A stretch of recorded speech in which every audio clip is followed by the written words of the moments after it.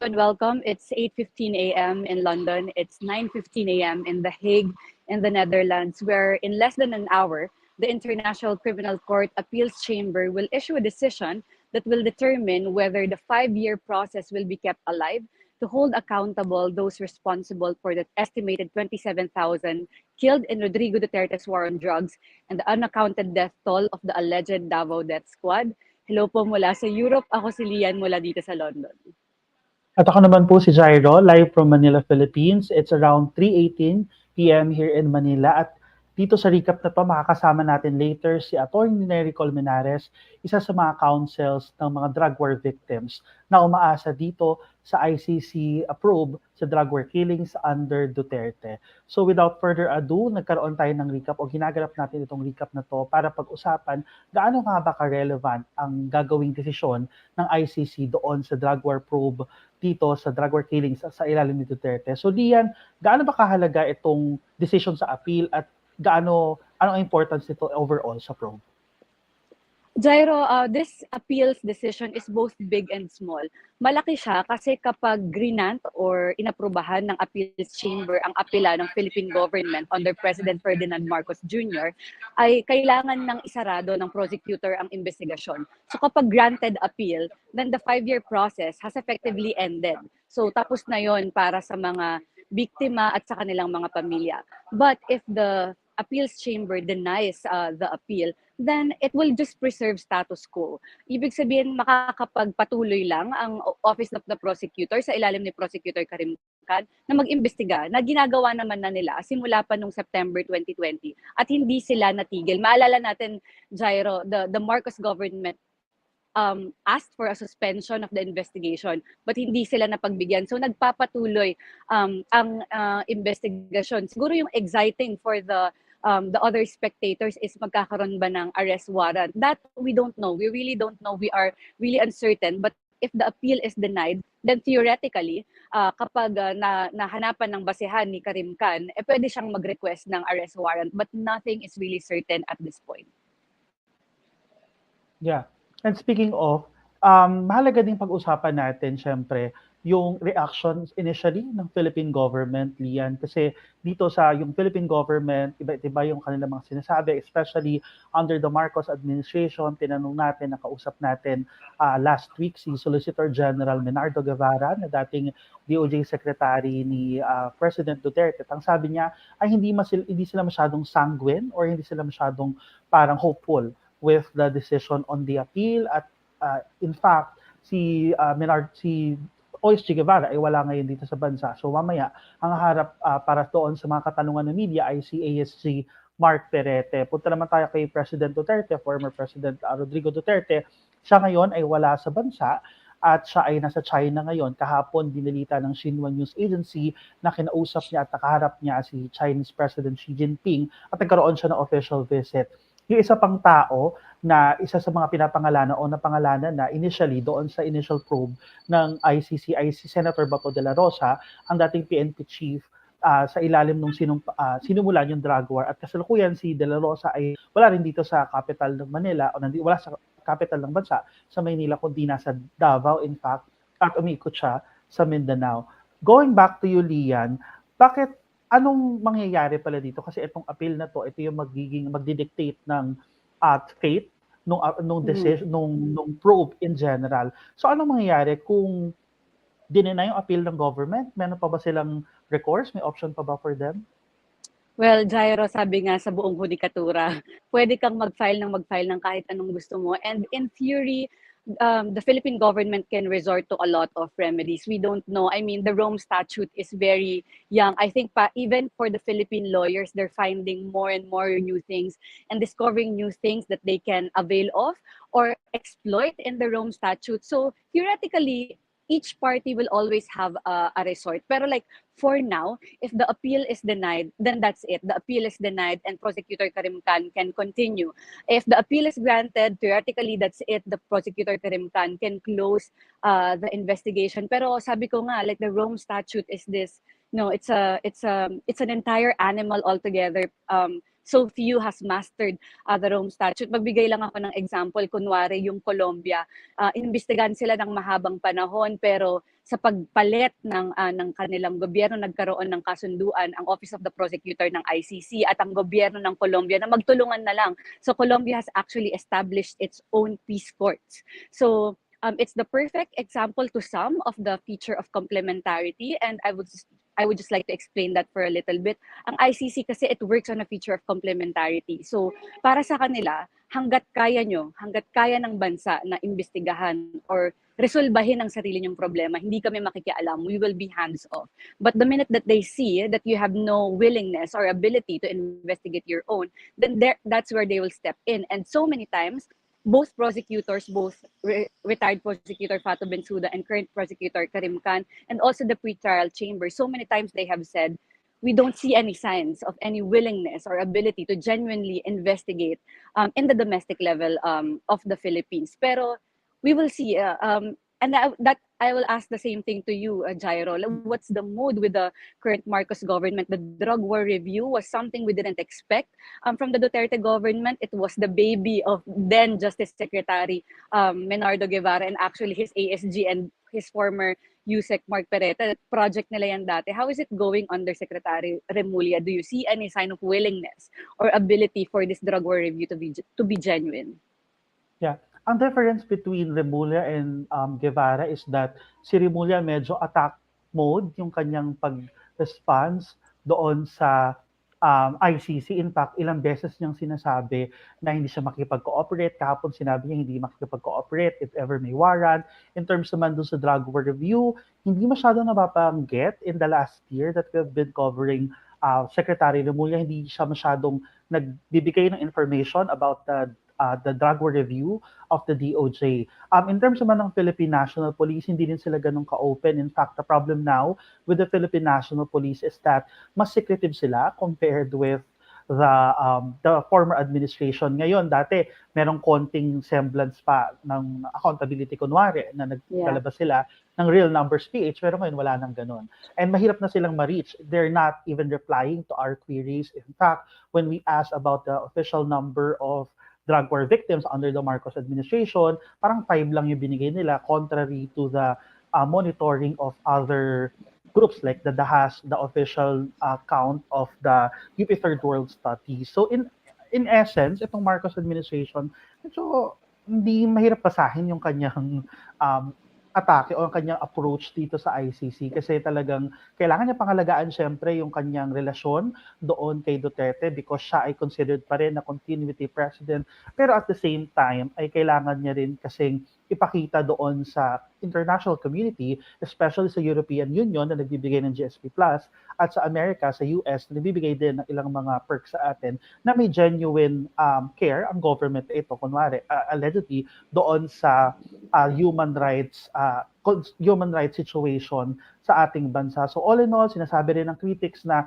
test case itong ICC for the relationship ng Marcos and Duterte alliance dahil pwedeng gamitin ni Marcos ang ICC para tapusin ang kanilang alliance with the Duterte and at the same time, dito din challenge nga yung kanilang alliance all in all.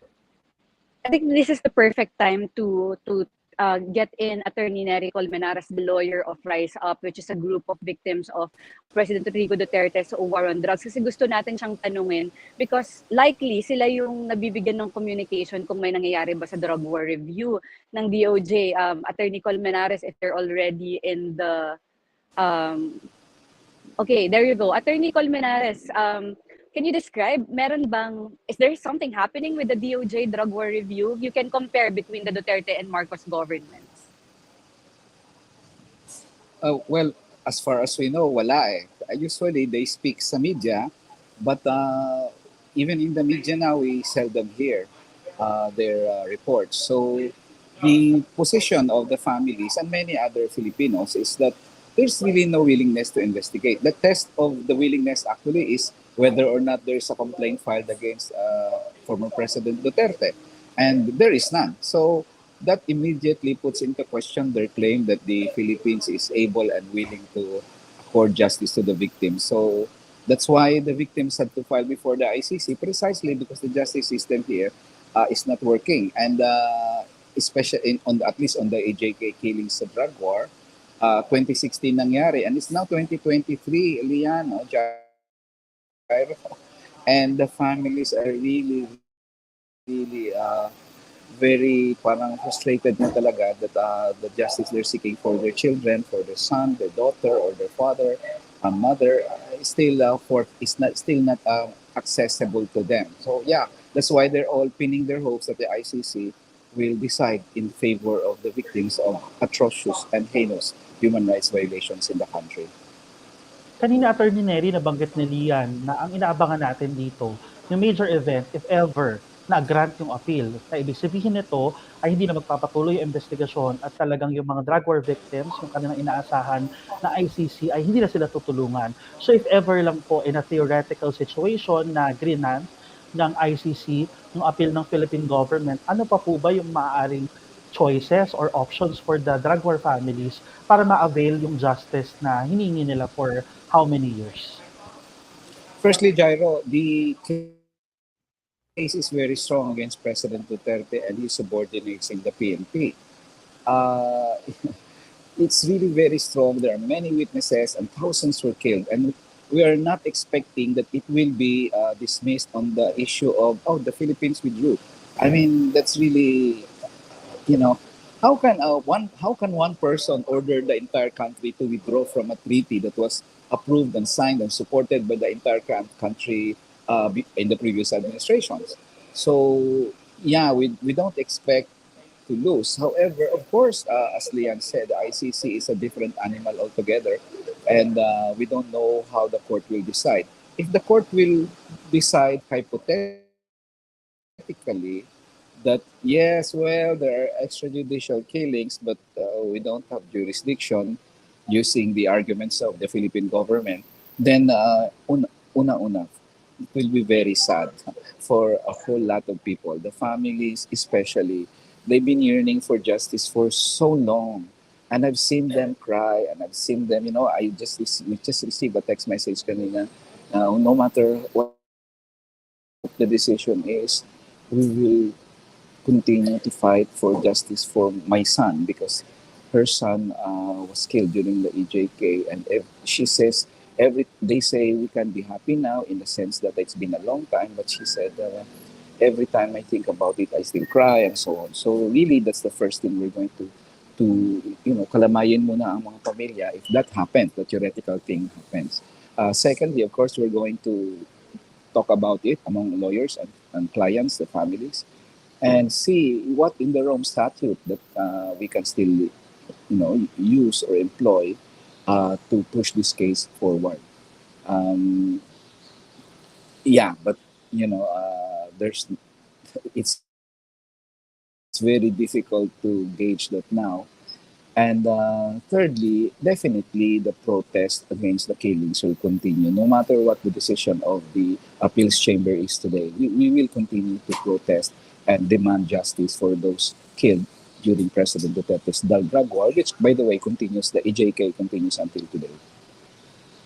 Opo. Kanina napag-usapan na namin ni Lian, attorney, yung kung paano mag-play yung Marcos Duterte Alliance dito. Kasi if ever, in the case na na-deny yung appeal, magpapatuloy yung investigasyon at maglalabas ng warrant, if ever, yung ICC ay kakailanganin ng tulong ng ICC para dun sa pag-serve ng warrant through the Philippine government. Ano pong thoughts or perception ng families and lawyers, of course, of the families na yung ball ay technically, if ever, mapupunta sa kamay ni Ferdinand Marcos Jr., ni President Marcos na anak ng dating diktador. Ano pong perception nyo rito at ng families?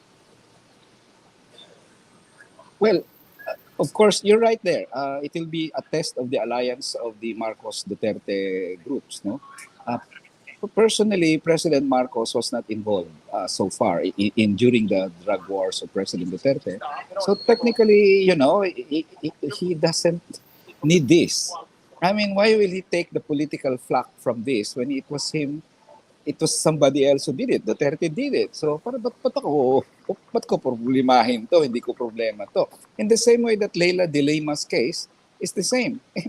It was Duterte who ordered Leila de Lima's arrest, but now it's President Marcos who is the the the center of all these complaints and all these people protesting. So basically, yes, it will test how far will he go for this alliance. Will he endanger or suffer all this just for Duterte, who didn't even want him in the first place to run for the presidency, because President Duterte wanted Sara Duterte to run for the presidency. Yeah, it will be a test. But in any case, the family believes that if the Marcos government, of course, will not cooperate, as they've mentioned several times already, so be it. We will continue to protest. And you know what? If they always say, "Oh, there's a warrant, but the ICC has no police." Well, there are two ways to go about it to serve the warrant, which was the question of Lian a while ago. The first is, of course, if Duterte and all the other respondents or accused will go to a country which is willing to implement the warrant of arrest. So, well, they can go to China. China is safe for them, but is that the only country they'll go to? So that's the first. The second is just like what happened in Sudan. When the opposition won in the next election, the new government promised to implement the warrant, and Bashir was arrested at least after the opposition won. So basically, then we're going to fight for a government a new government that will serve justice, will respect human rights, and make sure that accountability is done. I mean, no, this is not the society we want to live in, Lian Jairo, and everyone viewing the Rappler's report here.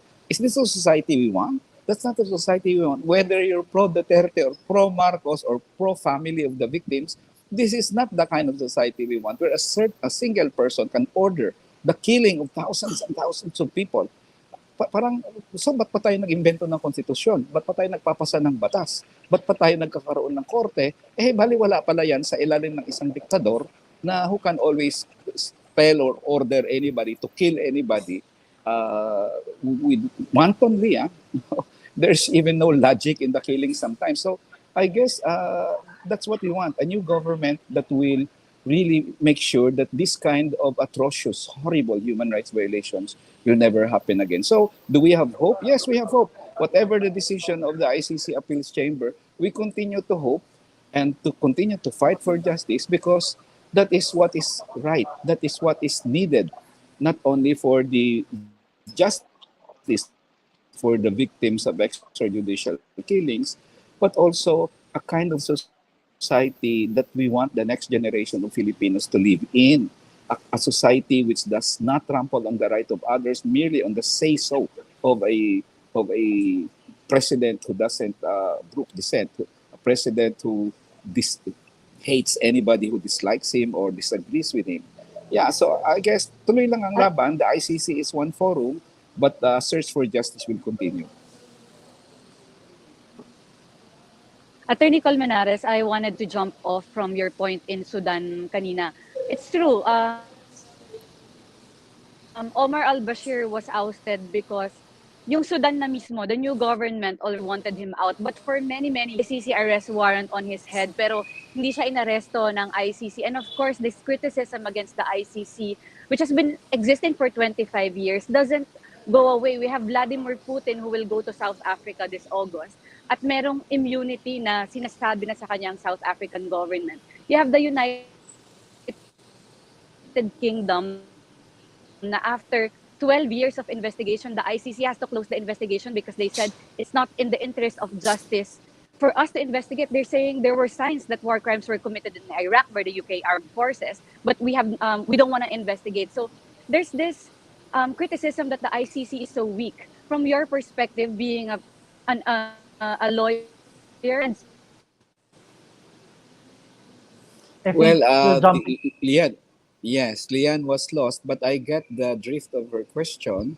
There are criticisms of the ICC, yes, that the ICC is weak. Yes, in many instances, the ICC failed to act promptly. In fact, the Philippines is a good case. The ICC, as early as 2016, already mentioned that we are very concerned with the extrajudicial killings in the Philippines, and we will be watching it closely. That was the statement of the prosecutor.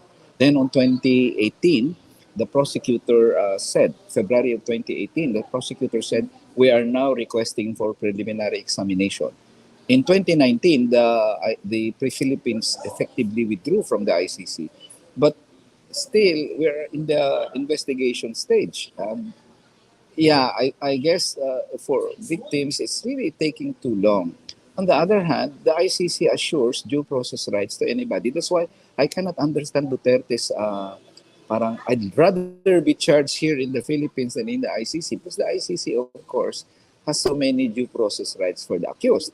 Siguro, mas gusto niya dito siya kasuhan kasi in the Philippines, he can, of course, intimidate prosecutors, investigators, and judges, and so on, as he did with the Philippine Supreme Court just as after he sat down when he threatened the impeachment of the Chief Justice. So yeah, I guess there are those, and of course there are questions of independence and questions of they're always picking on the accused who are from Africa. Yeah, so I guess there's still a need for reform with the International Criminal Court. Yes, of course there is, but it doesn't take away the fact that it's a I think just to continue the point of Attorney Nery Colmenares, he's mentioning the power of the ICC and the mandate of the ICC to continue to probe people. And of course, sa isang korte, mahalaga syempre ang due process. So, ang ginagawa ay yon, binibigyan ng pagkakataon yung mga accused o yung mga taong nakadamay doon sa investigation para ipagpatuloy o para makipag-cooperate, para ipagpatuloy yung investigation at the same time para ma-hear yung lahat ng sides bago mag-decide yung ICC. yes. I think Are you Attorney Nery is back here. No, Attorney Nery, go yeah, ahead. yeah, no, yes. Well, as I was saying lang naman, there will be criticisms and is there room for improvement in the ICC? Yes, of course, definitely. But it does not take away the fact that this is the remaining venue for the families of the victims, at least now. So that's what's very important. The Philippines signed the Rome Statute. And then we know for a fact that even if you withdraw, if a case has been a matter has been under the proceedings ng ICC, the ICC contains jurisdiction. You cannot just go away now from a treaty and say, well, we signed it, of course, pero we would like to renege on our promise. Pa hindi na namin tutuparin yung pinangako namin nang pumirma kami sa Rome Statute na kahit na mag-withdraw kami, pwede pa lang natuloy ang kaso. So, bigla kang naging claim ng sovereignty. China nga, pinayagan mong kunin yung West Philippine Sea. Bigla kang, we're Philippines, sovereign tayo, independent tayo, di ba? May EDCA nga dito sa Pilipinas, di ba? Mga US troops, pinapayagan mo dito, pero prosecutor mag-imbestiga, ayaw mong payagan. Anong klaseng gobyerno ka? Kasi ang iniimbestigahan, kakapwa nyo, kasama nyo. Hindi ganun ang justice eh. Ang justice is, kahit sino man ang imbestigahan, di gawin. Ang problema sa ating gobyerno, sa mga kapulisan, sa military, pag sinabi mong si Duterte mamamatay tao, diktador, tawagin ka nilang CPP, NPA. Pag sinabi ni Duterte naman, mamamatay tao ako, papatayin ko yung lahat yan. Pag sabihin mo, kasuhan nyo yan. Sabihin nila, wala kaming ebidensya eh. Anong klaseng justice system niya? Pag kinikriticize mo ang gobyerno, CPP, NPA ka, may kaso ka kaagad, may EJK ka, red tagging ka kaagad. Pag si Duterte naman magsalita, kulang kami ng ebidensya, hindi namin makasuhan yun. So that's the problem with the justice system. And we really hope that things will change for the better. And we're going to really fight for it, that the justice system will work especially for the poor, yung mahihirap na hirap maka-avail ng justisya dito sa ating bansa. So, Attorney, nabanggit nyo kanina na isang forum lang yung ICC para ma-avail yung justice for the drug war victims. Pero, although medyo mahirap yung tanong na sana na to, halimbawa, kunwari lang na-deny or na-grant yung appeal, magkakaroon ba tayo ng pagkakataon or parang itatry ba natin na mag-file ng local case at least, although di siya medyo mahirap siyang gawin given the politics of the judiciary and the executive, the power play, the influence of Duterte. Pero do we see this as an option, especially that we have a new executive chief executive? Yes, that's one of the venues, of course. Ang pangako naman namin sa mga biktima, pamilya ng biktima, we will try everything. We will explore all venues. So, the local courts is one. Although, syempre, alam nyo naman, hirap na hirap tayo dito, no? At wala talaga tayo nakikitang pagbabago. Lalo na lumala pa nga ngayon dahil sabi nyo nga kanina, parang secret na masyado itong sinasabi ng investigasyon sa ICC. So, the different venues will be there, no? So, ICC, maybe, local courts, then we will continue, of course, the protest. Alam nyo, in many of the demand for justice can be achieved in various arena, but I think to a large degree, the protests have been very effective. The President Duterte has backtracked a little every time the protests are massive, no? So we expect the same now. So tuloy lang yung protesta. Kasi kung we don't see any venue, we don't see any hope, o hindi na kami dapat magsalita, di ba? Parang, but deep in the hearts of many, we continue to hope that there will be justice accorded to the families of the victims and the victims themselves. That's why we continue to do what we're doing. And maybe that's one possibility. We're going to study that and discuss among ourselves. As of now lang, Jairo, kasi we're thinking, how can we lose? The president has practically admitted publicly that he ordered the killings, and then after he did, he said that the thousands were killed, and there were many witnesses and evidence and CCTV and documentary evidence to prove that they were responsible for it. So we're not really very much into entertaining the possibility that we lose, although of course it's a possibility, and that's something that we dread. And ang pinaka-dread ko dyan talaga, paano po harapin mga pamilya ng biktima, na paano sila kalamayin pag sakaling mangyari na ang apela ng gobyerno ay manalo, kumbaga, doon sa appeals chamber. So, we will continue to hope that we win this case, but no matter what the decision is, ituloy naman namin yung pagdemand ng justice sa mga namatay para naman magkaroon ng hustisya in the end sa lahat ng napaslang sa extrajudicial killings ng panahon ni Duterte. And not to mention, attorney, na yung paulit-ulit na point ni retired prosecutor Fato Bensuda and prosecutor Karim Khan, hindi sila nakakita na ng genuine investigation dito sa drug war killings sa bansa. Lian is back? Yeah, hi. Yeah. Well, yun na nga. Ang sabi ko nga, the real test of willingness is may kaso si Duterte, but